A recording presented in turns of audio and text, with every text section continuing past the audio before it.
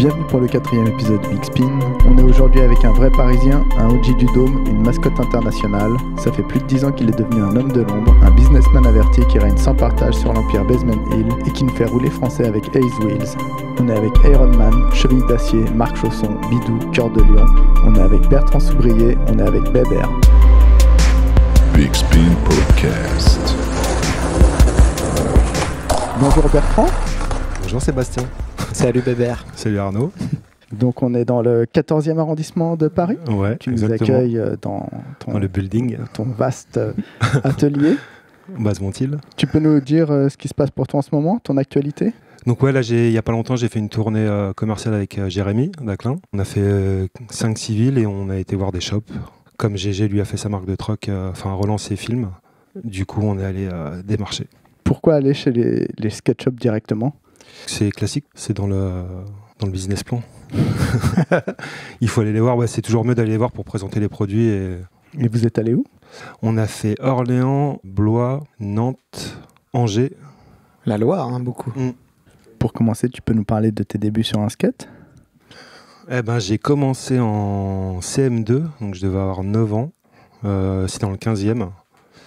Et il y a un mec qui est arrivé en milieu d'année, qui s'appelait Patrick Paumet. Lui, il vivait chez sa grand-mère à côté des bassins de la Tour Eiffel. Il s'était perdu ? Ouais. Et il est arrivé là, vers chez nous.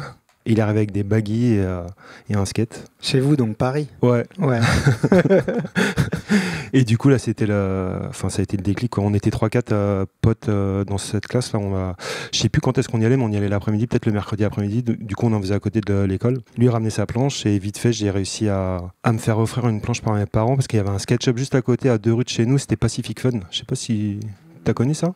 Non, je confonds avec Chattanooga. Ouais, non, Sata, c'était vraiment à côté du Dôme. Ouais. Et ouais, donc c'était un truc, ils vendaient du BMX, du surf, du moret, du skate, des trucs comme ça. Et j'ai acheté une planche d'occasion et j'ai repensé l'autre jour et je me suis dit... j'ai acheté la planche d'un mec, je sais pas si c'est Close Grab, je sais plus, un mec comme ça. Il m'avait fait voir la photo du mec en invert au Troca, là.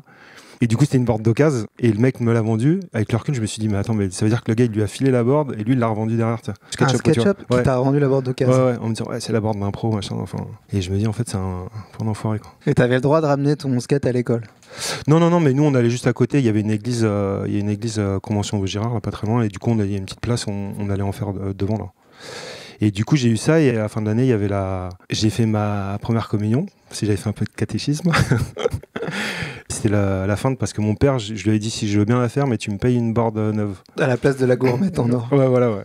Et du coup, il m'a acheté la Caballero, celle avec le dragon, là, c'est toute neuve, au même magasin. Elle était bleue ?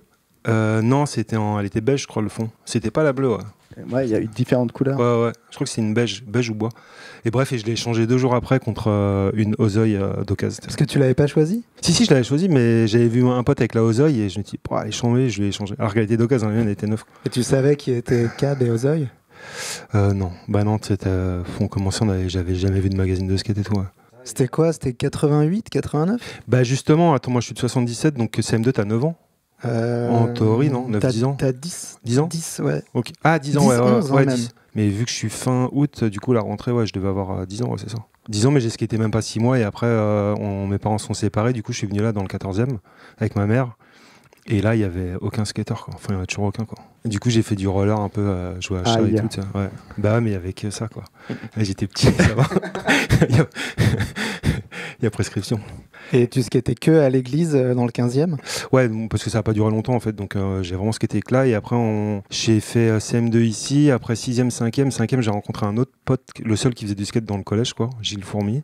Et du coup, on s'est remis à skater tous les deux, on skatait dans le coin là, et j'en faisais vers Cergy-Pontoise chez mes cousins en fait, du côté de ma mère. Tu savais faire ollie ? Ouais, le Patrick là, il nous l'avait montré, du coup on savait le faire.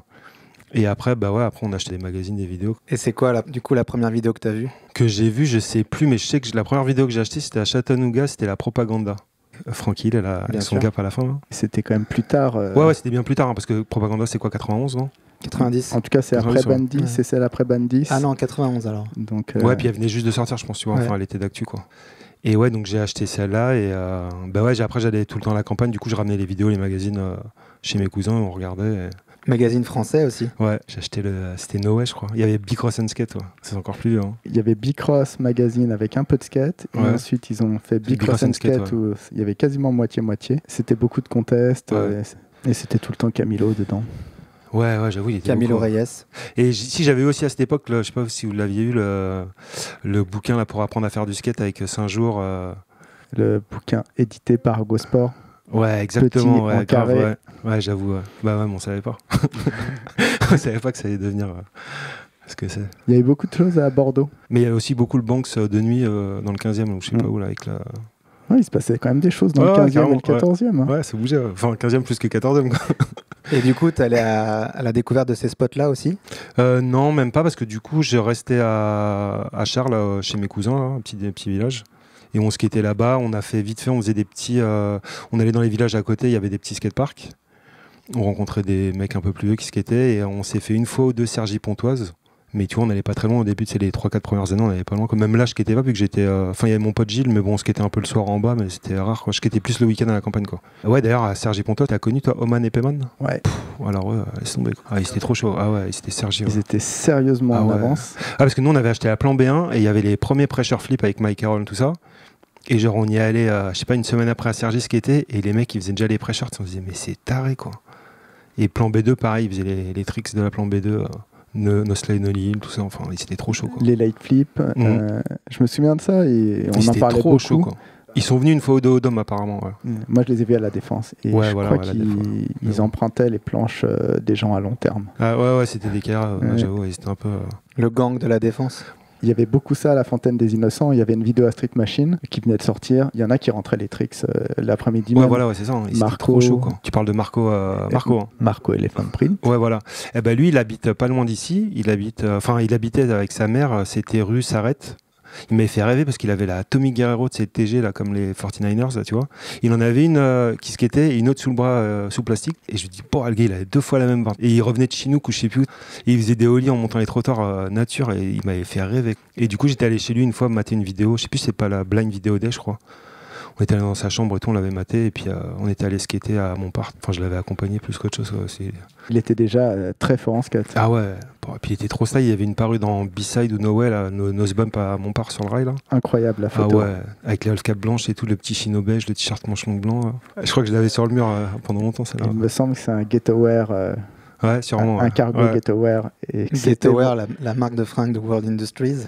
Ouais, j'en ai eu des Ghetto-Wear, je crois. J'en ai eu un Bermuda comme ça, trié. Et du coup, ta progression, elle était assez rapide. Je sais même plus, ouais. Qu'est-ce qui... Je pense qu'en 2-3 ans, ouais, j'arrive à faire des quelques trucs de base, c'était les flips, les machins. Genre 3-6 flips, Impossible, je sais que j'ai dû le faire au bout de 4-5 ans, peut-être moins, ouais, j'en sais rien en fait. Mais j'étais jeune encore, je me rappelle de mon premier Impossible et tout ça, quoi, ouais. Et c'était quoi, du coup, tes influences vidéo, par exemple? Eh ben, on a eu la propaganda. Enfin, je l'ai acheté et après comme il n'y en avait pas beaucoup chaque année. Et après, j'ai acheté. J'ai eu une copie de la Hocus Pocus. Alors, ça, c'était de la balle, quoi. Et Matt Hensley à fond. Ah ouais. Je sais pas en fait parce que tu sais, ça défilait. C'était une mélangé, pluie ouais. de tricks, ouais, et tu savais pas qui était pas qui. vraiment de part. Et après, je me rappelle des New Deal, c'est la 1281. Enfin, tu sais, j'avais bien kiffé Montessy, Templeton. J'avais une grosse époque, je kiffais. Avec C'est Impossible, tout ça. Planet Earth aussi, j'étais pas mal. Ocean Owell, tout ça, j'aimais bien, quoi. Mirko Mangum, tous ces mecs là. Dans New Deal, il y avait après une vidéo qui m'avait bien marqué, c'est la Children of the Sun. Vous vous rappelez de celle-là avec Dave Duran, là. Ouais, bien sûr. Ouais. Alors ça, j'avoue, ça a été... Comme il est héros, tu sais, genre du coup, je me suis trop identifié, tu sais. J'ai fait, vas-y, c'est là. Et puis ouais, il avait un bon choix de tricks et tout. Et c'était peut-être le début aussi où il commençait à utiliser pas mal de soul. Ouais, il y avait de la musique de ouf à chaque fois, c'était trop bien. New Deal et même les Worlds, hein, franchement.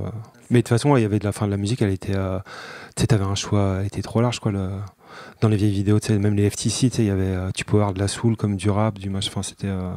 Ça, j'avoue, ça a bien influencé aussi, hein, toutes les musiques dans les vieilles vidéos. Tu sais, on écoutait Beastie Boys, après on écoutait des trucs de soul. Enfin, ça nous a bien ouvert les oreilles. Ouais, ta quoi. culture musicale, tu sens qu'elle a évolué par rapport à ça? Ah bah, c'est sûr. Ouais. C'était pas rien d'autre. C'est vu qu'avant, il n'y avait pas Internet, du coup, t'avais pas... Enfin, c'était trop dur de découvrir des nouveaux sons. Ouais. Donc t'es passé du punk au rap en peu de temps, en fait. Non, moi, j'ai toujours écouté du rap. Genre, ma première cassette, là, c'était Run DMC, Down with the King, là, tu vois. Enfin, j'avoue, j'ai fait le combo au supermarché, j'ai acheté ça et Boyz II Men. C'est des trucs à rien à voir. Mais bon, j'étais large. Ça aurait pu être Benny B. Ouais, non, ça, j'avais pas acheté, je crois. Peut-être le 45 tours. Bah toi aussi, non? Non, Non. Ok. Moi, je crois que je l'ai acheté.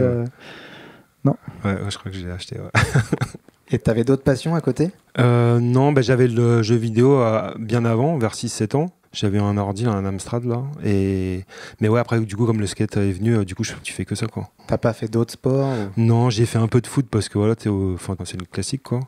Et si j'ai fait vite fait du foot américain aussi, genre j'ai fait 6 mois chez les Castors du 15e.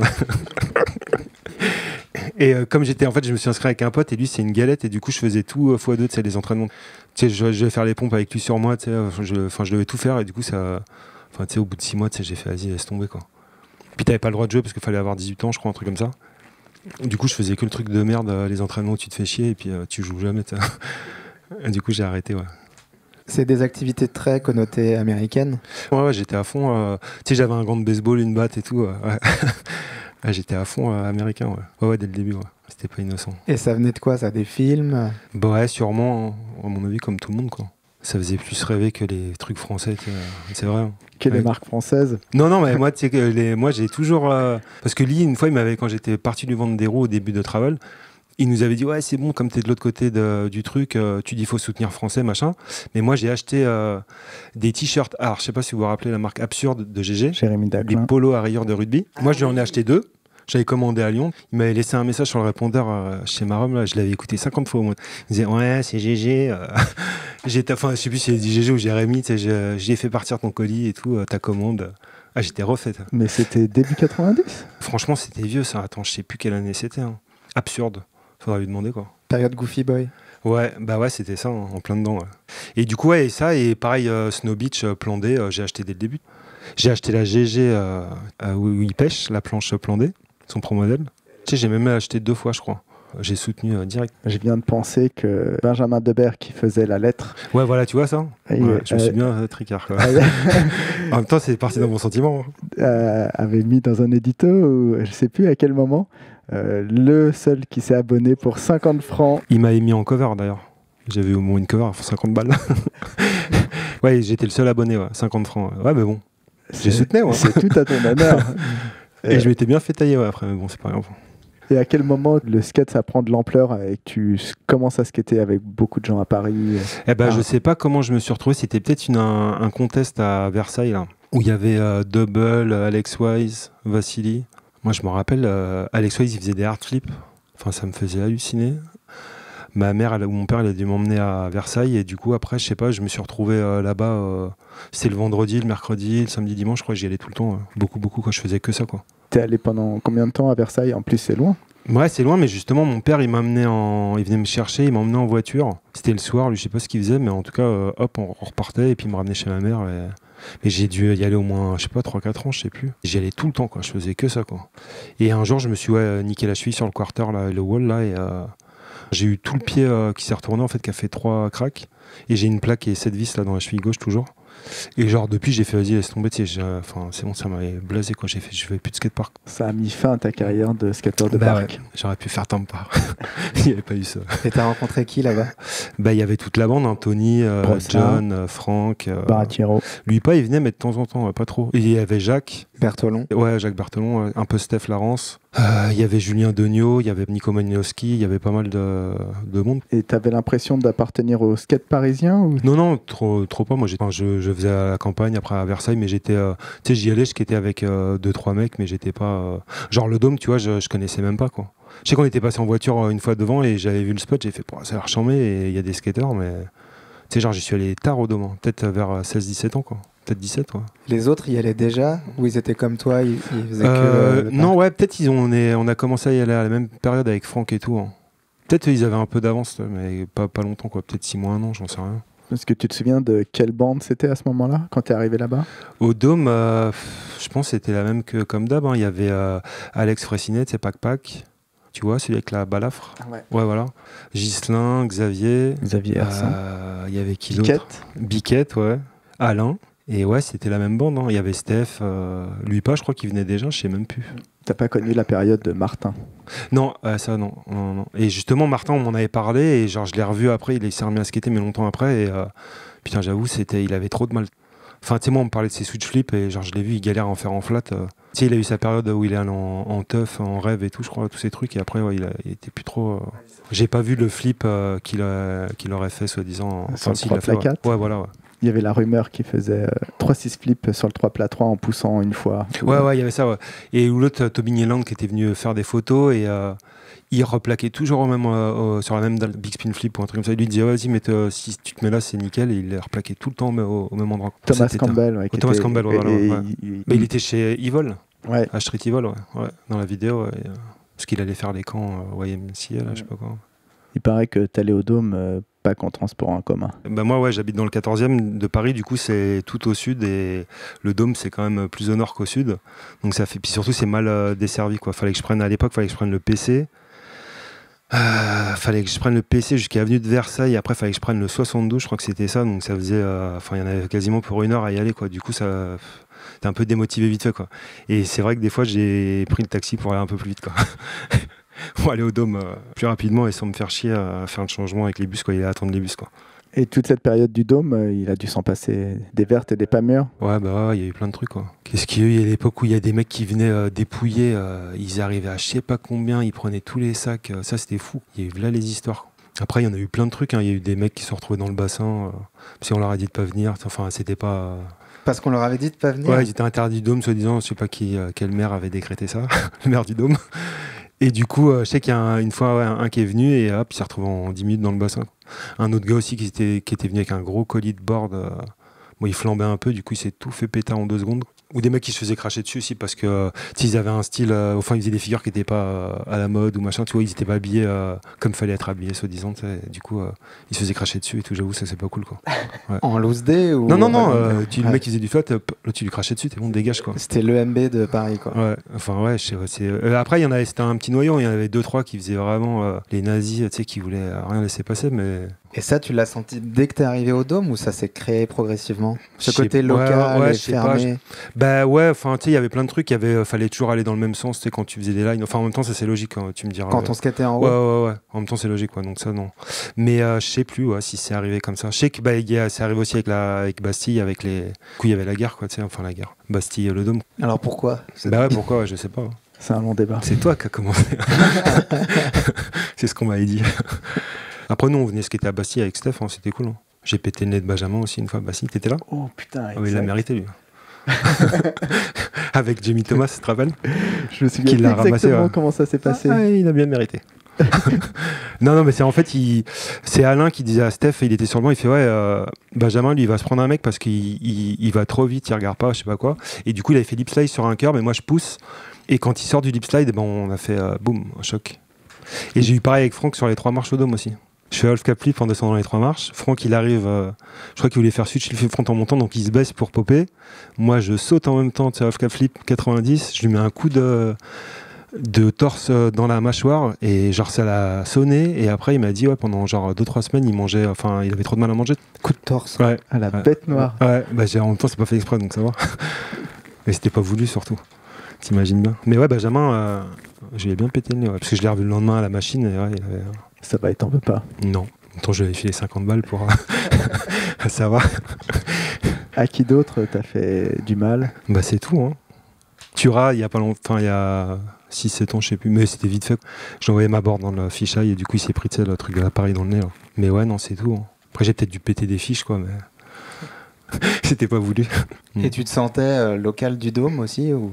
Ouais, pas au début, mais ouais, je me suis vite fait des potes au Dôme, moi.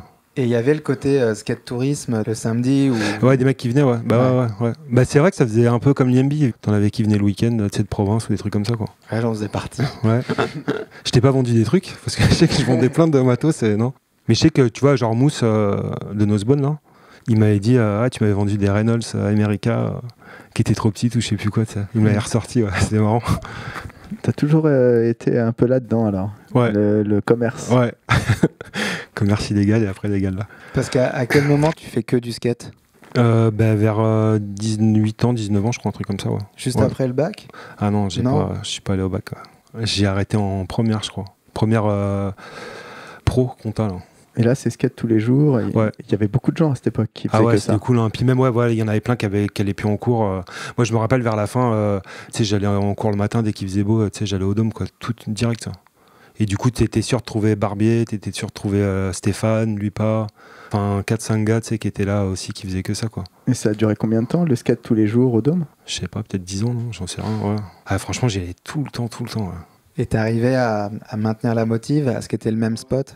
Ouais, j'avoue que c'était un peu relou parce que t'avais les marches, moi je suis pas trop marche, et t'avais que du flat. Le flat c'était cool, mais les curbs, t'avais un curb tout petit de 5 cm et l'autre, t'as vu, il était énorme, quoi, le curb, quoi. J'avoue, c'était un peu relou. C'est pour ça qu'on allait souvent à Bastille, à Bercy, on se faisait des missions, parce qu'au moins t'avais des curbs, c'était cool, quoi. On se faisait aussi Montparnasse, là, les curbs couverts, hein. Ça c'était cool, hein. Le parking. Ouais. Et il y avait le rail aussi, on se faisait des sessions des fois le rail à l'entrée du métro, là. Ouais, fallait y aller le soir. Ouais, c'est ça, vers 1h ou 2h du mat, ouais, le métro, quand ça fermait en fait. J'avoue, on était motivés de faire du rail à 2h du mat. Vous filmiez à l'époque? Ouais, bah, c'était les premières puzzles. Je crois que juste avant, il y avait eu les trucs de Fred Mortagne, là, Greeting from Paris, là, tu te rappelles, cette vidéo? Ouais. T'avais été dans la 411 Alors la première, j'y étais pas. J'avais trop le seum. Enfin, tu sais, j'avais essayé un truc, j'avais pas réussi. Du coup, j'étais le seul de tous à pas avoir un truc. Et la deuxième, moi, j'avais un truc, quoi, à duplex. C'était quoi? C'était un backside nose grind cheville sur les bancs, là. Et c'était Fred Ouais. Mortagne. Ouais. Vous étiez prévenu ou il a débarqué à l'impro? Non, je crois qu'il nous l'avait dit, ouais. Tu sais, il filmait tout le monde un petit peu, quoi. Donc, du coup, c'était gros stress, quoi. Et il était passé à Bastille. Ouais. Mm. Ah, mais c'était cool, hein. Mais moi, j'avais acheté pareil, tu vois, dans les trucs. J'avais acheté les vidéos, ses premières vidéos Fireworks, et je sais plus, une autre aussi, pareil. Et j'avais commandé, et c'était ABS, je crois, et c'est Malik qui faisait les colis avec je sais plus qui. Et du coup, moi, j'avais fait les stages de skate à Bourges avant, avec JB Malik. JB Gilet. Du coup, Malik, il fait ah, Bébert, c'est Malik et tout. C'est moi qui fais les colis là-bas et tout. Il m'avait mis des stickers, c'était trop marrant. Et JB, c'est marrant, c'est parce que je l'avais vu à la démo Element juste le week-end d'avant. Et genre, on est arrivé, je l'ai croisé dans les couloirs, tu sais, de la Charmy, là, l'auberge de jeunesse où tu dormais, là. Et il m'a parlé en anglais, je crois. Et après, il me dit, ah, je croyais que t'étais allemand ou je sais pas quoi. Et ouais, j'ai rencontré JB et Malik, quoi. Et du coup, laisse tomber, c'était après les meilleurs potes, quoi. C'est trop bien, quoi. La fine équipe. Ah ouais, grave, avec Malik et tout. C'est un sacré numéro, celui-là. Comment t'avais eu l'info du camp skate camp? Ouais. Ça devait être dans les No Way ou les Anyway, tu sais, il devait y avoir un encart, un truc stage de skate avec des pros américains, machin. Et il y avait Steph Larence aussi, je crois. Je sais plus, alors JB chez Malik, je sais plus si c'était le premier que j'avais fait, j'en avais fait deux. Il y avait Nico Magnowski, il y avait Bramar. Et ouais, il y avait sûrement d'autres gens, mais je me rappelle plus. Il y a un mec, il y a Mathieu là, de Roquebrune qui a Central Sketchup. Il y en avait un où il y avait Steph, il y avait Andy Stone, il y avait Paul Zitzer aussi, Mirko Mangum, Jason King, tu sais, les mecs de Planet Earth, quoi. Et ouais, il y avait quand même, enfin, il y avait des bons pros, t'étais refait. Et t'es allé souvent à Lyon à partir de là? Ouais, alors c'était bien après, je pense. C'était à l'époque du Dôme. Le Bourges, t'étais jeune, je pense, je devais avoir 13-14 ans, je sais plus. Mais, ou peut-être 15. Mais ouais, après, j'allais en vacances, les vacances scolaires, j'allais chez JB tout le temps. Je devais avoir peut-être 17-18 ans, un truc comme ça, ouais, je sais plus. Du coup, on m'a appelé Cœur de Lion à Paris. C'était mon surnom. Et tu te souviens de la scène qu'il y avait à ce moment-là? Ouais, et ils étaient trop chauds, quoi. Il y avait Julien Gilliot, il était trop chaud. Il y avait Malik, JB, GG, Raph Vittorelli. Il y avait David, il y avait Karl. Il y avait une sacrée équipe, quoi. Mais ouais, c'était bien, avec Hôtel de Ville et tout. C'était, Puis comme il y avait les vidéos qui sortaient, tu sais, tu les voyais en vidéo, après tu venais, c'était l'Amérique. C'est ça. Hein.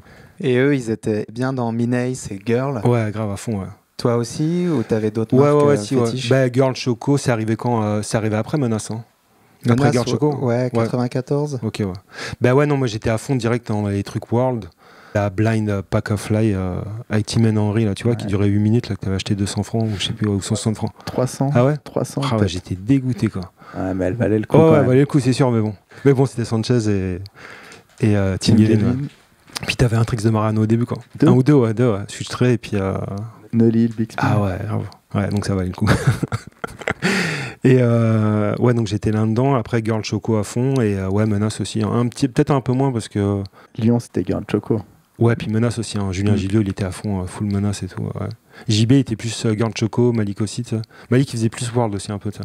C'est le Chilo Greta House de. C'est vrai, hein, de là-bas, quoi. Et c'est avec eux que t'es allé aux États-Unis? Ouais, on s'est fait SF. Petit, j'étais allé à Miami. Mais après, on est allé à Meshketeba où je commençais juste. Et après, on s'est fait SF avec. Putain, je me rappelle plus la première fois. Je crois qu'il y avait des Suisses, Dada et Dom. Et je sais pas s'il y avait Basile. Peut-être qu'il y avait Basile. Ouais, la première fois que j'y suis allé, je crois que j'avais 16-17 ans. Et en fait, j'avais rendez-vous avec des potes de Montréal. Et genre, je suis arrivé là-bas, ils avaient loupé leur avion. Du coup, moi, j'étais tout seul. Tu sais, j'ai dû aller à SF tout seul. Enfin, tu sais, quand t'as. Enfin, c'est chaud quand t'as jamais voyagé. Sans téléphone portable. Ouais, voilà, ouais, t'as pas de téléphone, pas de mail, rien, tu sais. Avec un anglais impeccable. Ouais, voilà, nickel. toutes les bonnes conditions. Et du coup, ouais, je me suis retrouvé, j'ai demandé, je suis allé dans un hôtel, j'ai demandé une chambre, je sais pas comment. J'ai vu un mec dans la rue, genre à moitié un crackhead, et il m'a montré là où tu pouvais te laver, où tu pouvais les pécho, enfin, tu sais, tous les trucs de crackhead, quoi. J'ai retrouvé le lendemain, je crois, ou le jour d'après, il y avait les Suisses qui arrivaient, ouais, donc ça allait.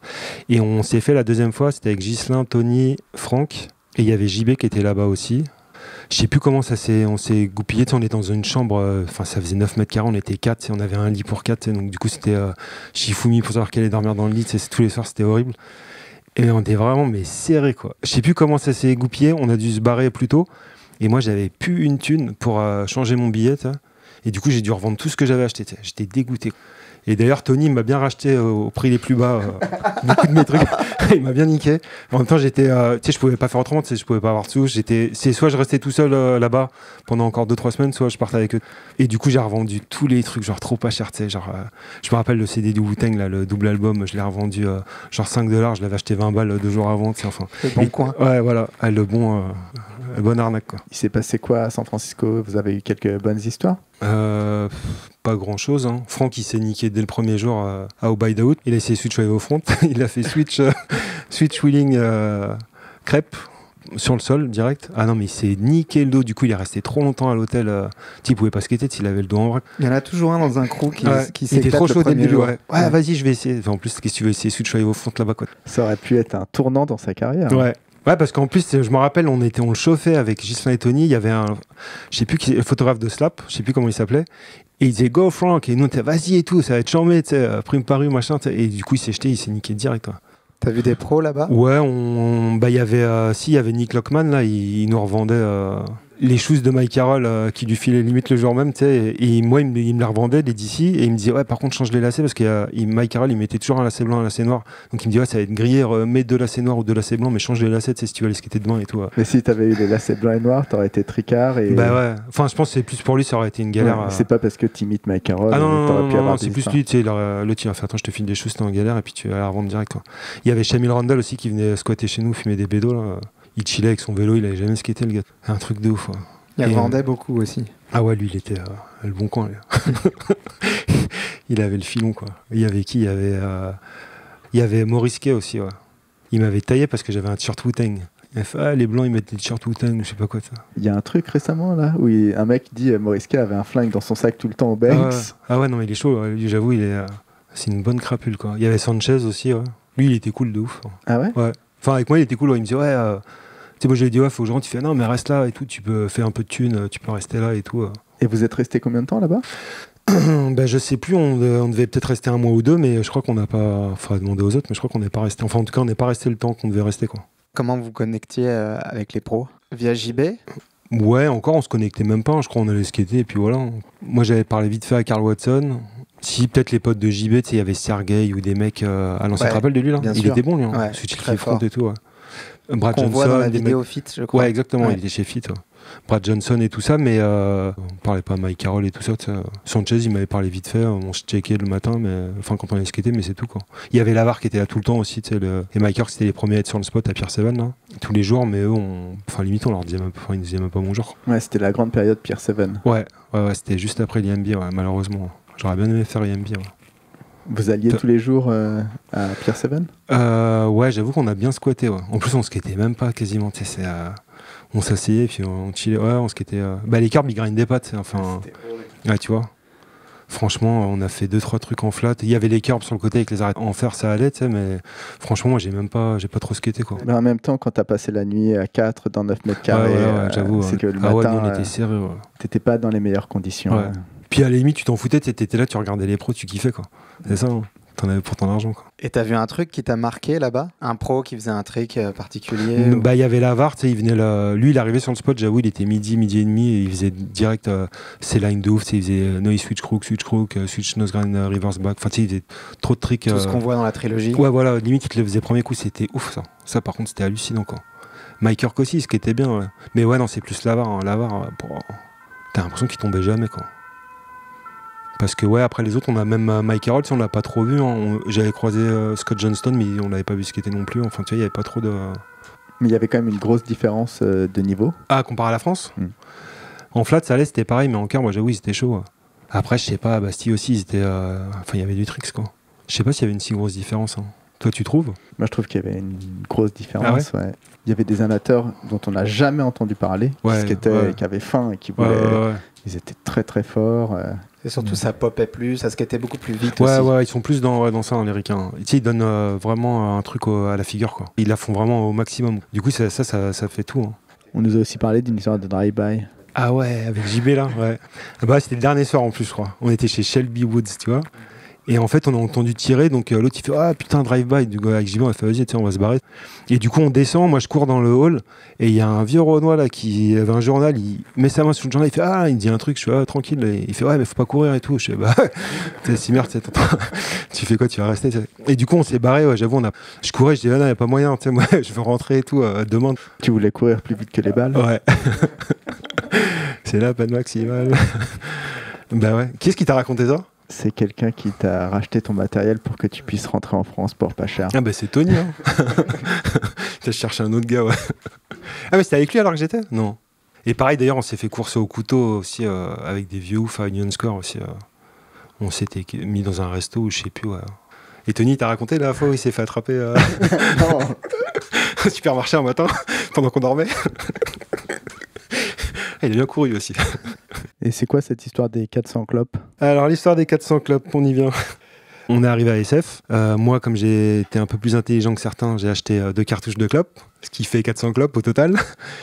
Et comme je suis plus gentil que certains, j'ai filé des paquets à Franck, Ghislain, Tony, tu sais, je leur disais tiens, prends un paquet, si t'en as besoin, je t'en file, je m'en fous, quoi.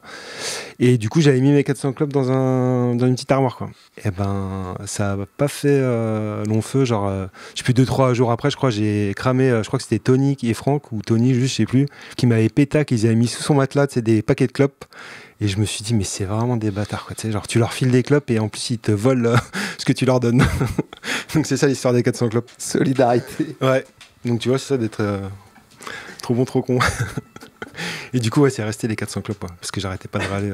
Mais bon. On nous a dit que tu avais aussi eu des petits soucis d'avion. Ouais, par rapport au voyage, donc j'ai eu un souci d'avion et il y a eu beaucoup de turbulences. Et en fait, il y a une vieille à côté de moi, c'était pour aller à Montréal, qui s'est accrochée au siège et qui a dit ouais, on va tous y passer. Et j'avoue qu'avant, j'avais jamais peur. Et là, depuis, j'ai eu une peur mais de fou de l'avion. J'ai eu plein de plans après pour faire des trips, des trucs en skate. Il fallait prendre l'avion. Donc, c'était des trucs où tu étais obligé. Et il y en a que j'ai refusé. Il y en a d'autres où je suis allé. Et du coup, je prenais ma mère, elle m'avait filé du Lexomil et elle m'avait pas dit qu'il fallait prendre un quart. Et du coup, moi, je prenais un Lexomil entier juste avant dans la file d'attente d'enregistrement. Et du coup, en arrivant dans l'avion, je prenais souvent une bière ou un truc comme ça. Donc, du coup, j'ai été cuit de chez cuit. Et jusqu'au jour où une pote de ma mère me dit mais t'es fou, faut prendre un quart et tout, l'exomil entier ça va te bousiller, quoi. Et du coup j'ai fait ça et il y a eu d'autres trucs où j'en avais marre de prendre du Lexomil et du coup j'y allais en train, mais laisse tomber, quoi. J'avais fait Barça en train, j'avais mis je sais plus, genre 9h, 9h30. Là récemment on est parti à Milan faire un tour. Je les ai envoyés les autres en avion, moi j'ai pris le train. Du coup je suis arrivé plus tard, quoi. J'ai mis je sais pas 8-9 heures aussi, pareil. Mais bon, en même temps, j'ai fait Berlin aussi il y a 2 ans en train. C'est pareil, c'est une galère, mais bon, tu sais, je m'en fous, quoi. Je prends ma console et puis je joue, quoi. Puis c'est joli, tu vois, le paysage, il est joli aussi. Ouais. Ça passe vite. Et les sponsors, du coup, comment ça arrive? Eh ben, ça a commencé dans l'époque, c'était l'Église Expo, où tu voyais vraiment tous les mecs des marques. Et du coup, tu ramenais ton book, quoi, ou tes parues que tu avais fait, tes trucs, tes résultats en contest pour certains. Et du coup, moi, j'étais à un Église Expo à Paris, je sais plus quelle année c'était. Et ben, j'ai croisé GG, il m'a demandé si j'étais chaud de ce qui était pour film Bearings. Du coup, c'était mon premier sponsor, ça. Et j'ai enchaîné dans le même truc et j'ai trouvé un autre sponsor. Alors ça, c'était vraiment...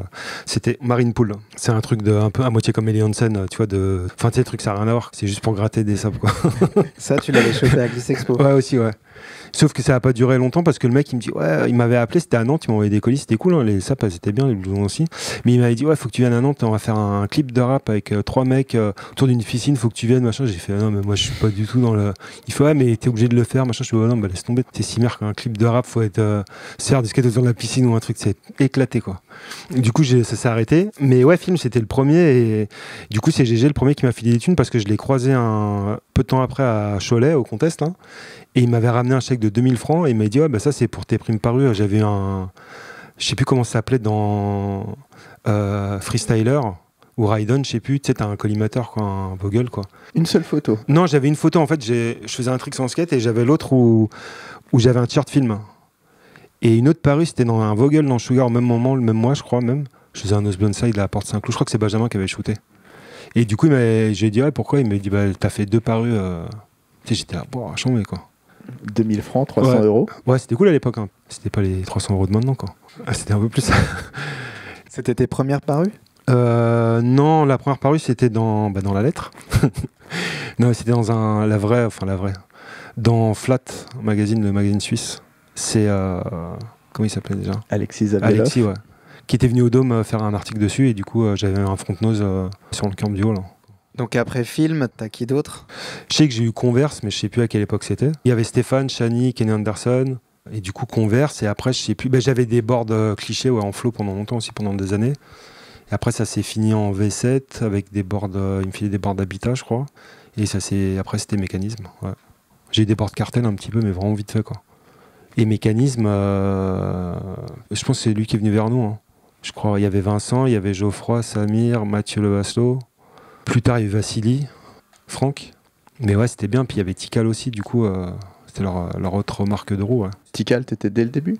Ouais, je crois bien. Ouais. Ah, et t'as une part dans la vidéo Tikal. Ouais, si, j'étais dès le début parce qu'il y avait la promo où j'avais une part et celle d'après la guideline. Ouais, ouais, donc c'était dès le début. Avec ça, il y a Alex, Van Hock, Mathieu, Bressol. Lucas, ouais, c'est vrai qu'il y a Lucas, ouais. Gigi aussi, Rousseau. Jean-Jacques, il était là. Ah ouais, c'est vrai qu'il y avait les deux. Ouais. Et après ça, qu'est-ce qu'il y a eu? Après que Mécanisme se soit fini, j'ai eu un plan avec... Au début, c'était via le distributeur Richard Pantier, là, qui faisait Europa Distribution à l'époque.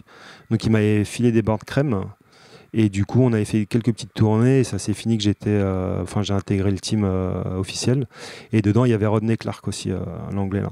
Du coup, on faisait pas mal de tours. Et une fois, on s'est retrouvés. On est arrivé à l'aéroport à Barça, là. Et on s'est tous retrouvés. Et là, Rodney m'a annoncé que j'allais avoir une board... Du coup, j'étais super content et je l'ai eu quelques mois après. Donc, Crème, ça a duré, je sais pas, ça a duré 4-5 ans, je pense. J'ai dû avoir, non, peut-être moins, ouais. J'ai dû avoir 3 modèles, un truc comme ça. Et c'était cool, on était bien payé et je sais plus pour quelle raison ça s'est arrêté. Et j'ai eu dans la foulée, je crois bien, j'ai eu un plan avec Follow. C'est Mathieu Souplet du Dôme qui a fait cette marque qui n'existe plus, je crois, aujourd'hui. Et du coup, il m'avait fait un modèle aussi, un vétéran modèle. Et ça venait d'où, Crème? Le mec, c'était un Anglais, mais ça se voulait européen. Donc, il y avait les bureaux qui étaient à Barcelone, le stock qui était à Innsbruck. Non, c'était un merdier. Et le mec venait d'Angleterre. Je sais pas s'il venait de Londres ou quoi, mais il venait d'Angleterre. Donc, tu vois le bordel que c'était. Ouais, mais c'était pas mal en fait. Enfin, les mecs étaient cool. Et après, c'était plus le mec qui gérait le patron. Il était un peu perché. C'était un ancien skieur, je crois, un mec qui avait rien à voir avec le skate, tu vois. Donc, c'était pas très. Mais bon, ils avaient un gros budget. Donc, du coup, on a fait pas mal de trucs, quoi. C'était cool. Pas mal de tours. On avait des sous tous les mois. C'était bien, ouais. Et à partir de là, t'es allé plusieurs fois en Europe de l'Est? Non, c'était bien avant l'Europe de l'Est, c'était avec Meka et tout. Hein. La première fois, on a fait la Bulgarie avec David, Coolio, Soy, Mathieu. Il y avait des Ricains, il y avait Jerry Chou. C'était cool, ouais. Shire et Kenny Reed, ouais. Ouais. C'était quoi cette tournée? Je sais même pas. C'était une tournée, je pense, c'était pour Sugar, pour un article, non? C'était ça, je crois. Ouais. Parce qu'il y avait plein de mecs de plein de marques différentes, tu vois. Enfin. Et Soy rejoignait Kenny Reed. Ouais, voilà, il y avait déjà la connexion. Et Jerry Chou, je sais pas comment il s'est retrouvé là-bas avec son pote qui filme aussi, là. On avait fait ça, et puis après, on s'était truc en Pologne, je sais plus comment. Pareil, on s'était retrouvé avec Chichi et tout, Kevin Métallier qui faisait des photos. Mais ça, je sais même plus ce que c'était, ouais. Avec qui, quelle organisation c'était. Hein. Pour quelle marque? Quelle escroquerie. Ouais, quelle escroquerie. Ouais, c'était cool. Hein. Ah, Chichi, il avait halluciné parce que le premier jour, on arrive, c'est le soir, et le lendemain, tout le monde descend de l'hôtel, là. Et moi, j'étais descendu pas en skater, quoi, en civil, comme on disait à l'époque. Et genre, vous faites quoi là? Vous avez skaté? Il fait bah ouais et tout. Il a halluciné que je fais bah attends, mais c'est bon, on vient d'arriver tranquille, on fait une journée touriste, quoi. Et il m'en a reparlé il y a pas longtemps, il me dit qu'il avait halluciné. Ouais. T'es souvent en touriste? Ouais, un peu, ouais. Un peu beaucoup, ouais. Et ensuite, en 2007, tu te lances dans le business du skate. À la base, on voulait reprendre Tikal avec Bressol. Et en fait, on avait parlé au mec, Fred, et il était pas chaud de nous vendre le nom, donc on s'est dit pourquoi pas faire une marque de roue nous-mêmes, quoi, histoire qu'il y ait une marque de roue française. On a créé Travel en juillet 2007, et à la base, on était 3. Il y avait Richard, un mec qui faisait Europa Distribution, il était aussi dans l'histoire. Et il a lâché l'affaire, donc on a fait Travel avec Tao. Wilfried Donc Mandro. on a créé Basementil, qui est la société, et de là, on a créé la marque Travel. Et on s'est vite rendu compte que c'était beaucoup de boulot. Nous, on gagnait spécialement plus trop de sous avec le skate parce que DC nous avait lâché aussi en nous disant vous partez sur d'autres horizons, vous faites une compagnie, donc vous allez moins avoir le temps de skater. Donc on a plus été payé par eux. Et Tao, lui, il avait trouvé un taf à mi-temps, normal, c'est pour subvenir à ses besoins. Donc du coup, si on faisait ça à la cool, on n'allait jamais être payé. Et du coup, c'était pas possible de continuer comme ça. Bon, Tao, lui, il avait un peu moins envie de consacrer tout son temps à ça. Enfin, il avait vraiment besoin de payer son loyer. Moi, j'étais encore chez ma mère, donc ça allait, c'était plus cool.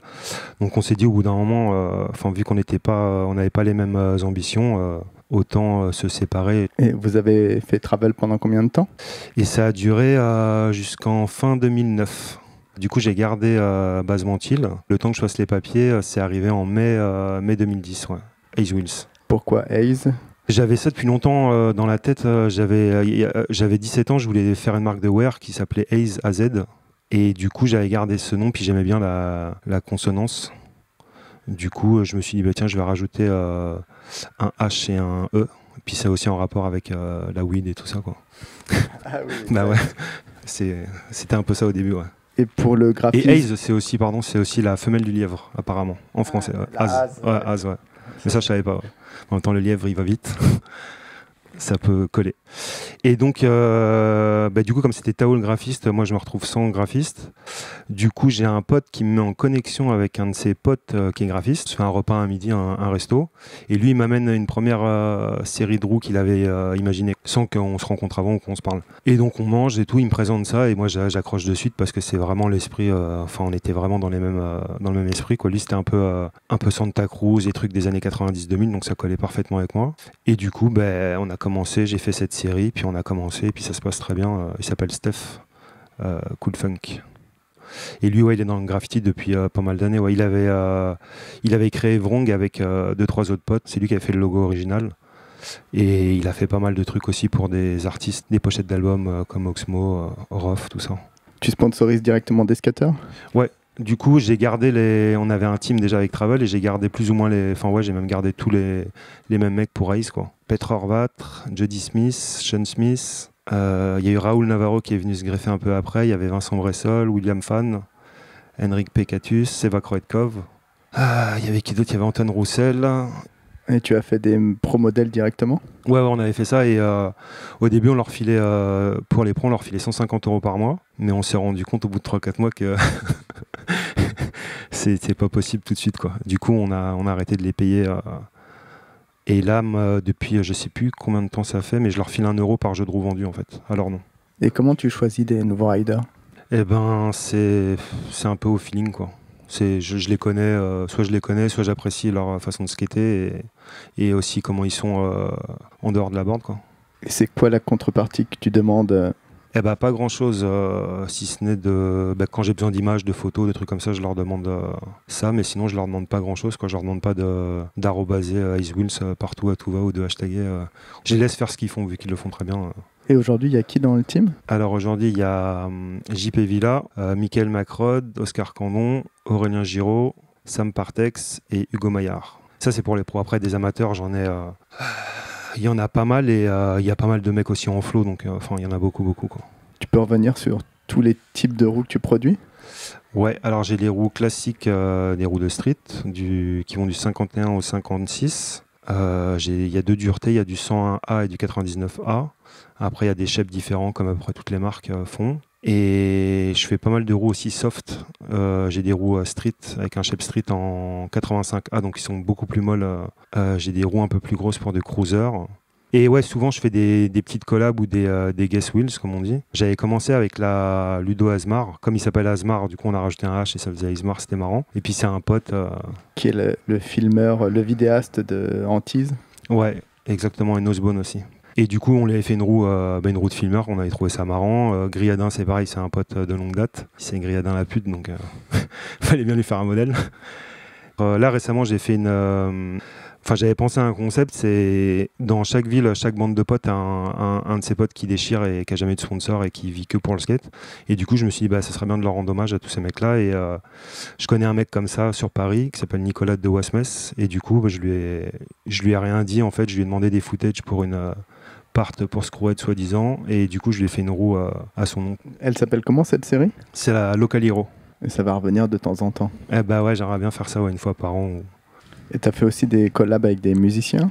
J'ai fait avec Cool Kiss. En fait, c'est le producteur de Cool Kiss, Nator, il habite à Saint-Denis, et son fils skate, et il avait acheté des Ace, des Sam Partex. Et du coup, il avait trouvé ça cool, l'image et la marque.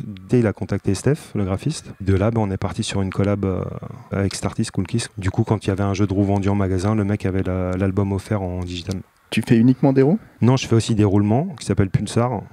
Je fais des vis, la marque s'appelle Screwhead. Je fais un peu de grip qui s'appelle Crim Grip.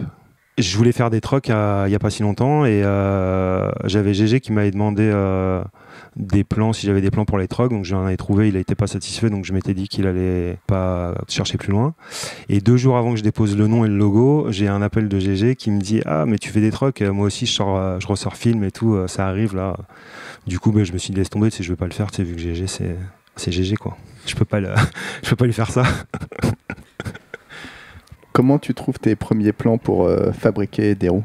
C'est Steph qui m'a trouvé le plan sur Alibaba, aussi con que ça puisse paraître. Il a demandé des samples, et du coup je les ai testés, je les ai fait tester au rider, et il se trouve que les roues étaient très bien. Donc on est parti de suite là-dessus, et ça fait 8 ans que je bosse avec les mêmes agents là-bas en Chine. Et parfois il y a des riders qui partent? Ouais, il y en a eu quelques-uns. Il y a eu le premier, c'était Seva, qui lui était là depuis le début aussi, il était là avec Travel, et lui en fait c'est compliqué parce qu'il est parti aux US vivre. Il m'a raconté la première année, il y a le mec de chez Ricta qui est venu qui l'a approché, qui lui a dit voilà, nous on est chaud de t'avoir chez Ricta. Lui, il lui dit bah non, moi je suis chez Ace, tout se passe bien, c'est cool. Il revient l'année d'après, il lui remet ça il lui redemande ça, et il lui dit bon écoute, on sait que t'es chez Ace, tout ça c'est cool, mais si tu veux être payé en shoes, comme apparemment tu cherches un plan shoes pour être payé, nous on peut, si tu viens chez Ricta, on va t'arranger le coup avec DC.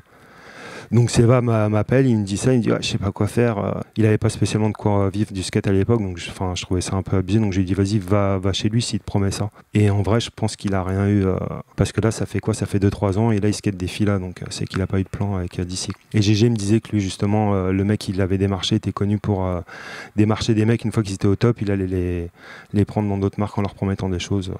Et il y a eu aussi, dernièrement, il y a eu Rémi qui est parti, c'était il y a à peu près un an, je pense, un truc comme ça. Et lui, du coup, avait un plan avec Speedfire, donc il m'a dit qu'il était fan depuis le début de Speedfire, et puis, j'allais pas lui dire non, quoi. Mais je comprends tout à fait, donc il n'y a pas eu d'histoire, donc il est parti en bon terme. Par contre, ce qui est marrant, c'est que les deux, Seva et Rémi, à chaque fois, c'est arrivé au moment où j'allais recevoir une prod de roues avec leur modèle. Donc du coup, ça tombait super mal, donc je leur ai dit d'attendre, de dire par exemple au mec de Ricta d'attendre, avant de communiquer sur Seva, d'attendre 3-4 mois le temps que je vende ses roues. Et Rémi, j'ai demandé pareil. Heureusement, et ça va, ils l'ont respecté, donc c'est cool. Ouais. Et qu'est-ce qui peut être un peu chiant dans ce travail? C'est les papiers. Hein. Il y a que ça, je pense, d'être relou, quoi. Les papiers ouais, c'est les colis, moi j'aime bien, donc ça me dérange pas. Et le truc cool? C'est d'être dans le skate. Hein. Bosser avec tous les gens que tu connais depuis longtemps, parce que les mecs des shops, je les connais quasi tous depuis avant d'avoir fait les marques, donc ça c'est cool. Et puis d'être dans le skate, quoi. Faire ce que t'aimes. Tu nous disais aussi que tu recevais pas mal de courriers? Ouais, alors je reçois pas mal de lettres manuscrites ou par mail de petits qui veulent soit qui veulent des stickers pour décorer leur chambre ou leur skate, mais les lettres manuscrites, ouais, c'est marrant d'avoir ça. Bonjour. Des fois c'est écrit adressé au service je sais plus quoi, comptabilité ou j'en sais rien, tu vois, alors comme si c'était un immeuble avec avec des secrétaires, des services, des machins. Et du coup, ils demandent des stickers. Des fois, souvent, c'est demandé gentiment, mais des fois, c'est juste, il y a une enveloppe avec écrit stickers dessus. Enfin, il n'y a même pas bonjour, merci. Ouais, il y a un mec aussi un mec de 40-45 ans, je crois, qui m'a envoyé un CV, ouais, en me disant qu'il était motivé. Enfin bref, moi, je lui ai dit, laisse tomber, c'est pas... c'est pas du tout ce que tu crois, Basse-Ventil. Ça va pas t'aider. On a fait à nouveau un grand tour. Merci Bertrand. Est-ce que tu es prêt? Est-ce que tu es prêt pour les dernières questions? Ouais. La question d'Alban. Ah, c'est des questions à auditeurs C'est la question d'Alban. Ok. Ouais. Si tu devais ne garder qu'une seule part de skate, laquelle serait-ce? C'est compliqué, hein. La part de Mike Carroll, Modus Operandi, non? Très bon choix. Ouais. Pour après, la première line. Ouais, voilà, c'est ce que j'ai pensé. J'ai pensé à ça, au Nolly Hillback, c'est sur le bump. Ouais, mais j'avoue, ouais. Et s'il ne devait en rester qu'un? Bah, moi. Sinon, c'est mort. Un et moi ou moi tout seul? Le gars qui restera dans ton cœur toute ta vie. Mark Johnson? Ouais, je sais pas. Tu vois, j'aurais bien dit Mariano, mais il a un peu changé, quoi, son style et tout. Enfin, je sais pas, quoi. C'est pas resté, tu vois, c'est pas le Mariano de l'époque, quoi. Donc, ouais, je sais pas. Mike Carroll, ouais, allez. C'est le plus vieux, quoi. Ou Von Englen. Ah, lui, il est pas mal aussi, Von Englen, ouais. Mais par contre, il faut que tu en choisisses un, définitivement. Ferme et définitif. Bah, Mike Carroll, allez. Parfait, c'est un bon choix. Ouais. En tout cas, ça va faire plaisir à Alban qui nous a réclamé ton interview. Ok. Alban, il existe vraiment ou c'est un alter ego de... Non, c'est Alban, fan de skate, skater, et une connaissance extrême de la collection intégrale de Sugar. Ah ouais. Moi aussi, j'en ai pas mal des Sugar. J'ai récupéré quand ils ont changé les locaux, là. Tous les mags et tout. Ouais, j'en ai pas mal. Là. Les Transworld et tout, là. Le siège que j'ai dans mon bureau, c'est Sugar. Le siège où je bosse tous les jours. Ouais. Eh ben, merci de ton accueil, Bertrand. Merci rien, pour merci les cafés et les macarons. Ouais. Merci beaucoup. Donc, une nouvelle fois, on remercie Mathias Elichabert pour ses coups de main. On remercie Mehdi Pinson pour le générique. On vous remercie de nous suivre fidèlement et de tous vos encouragements. Et on vous dit à très bientôt. Ciao.